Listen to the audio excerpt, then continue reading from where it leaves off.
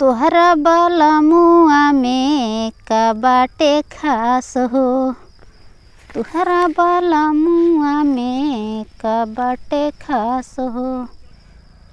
नेता विधायक हऊँ हैं कि रंगबाज हो। नेता विधायक हऊँ हैं कि रंगबाज हो। राजा रंग बजवा के एक रंग भावेला हो। एक रंग भावेला। चोली के हुक बंदूक से फसावेला। चोलिए के हुक बंदूक से फसावेला। हेलो दोस्तों, आप लोग सपोर्ट कीजिएगा पूरा हमारे वीडियो को, और जो गलती सही होगा उसे माफ़ कीजिएगा दोस्तों।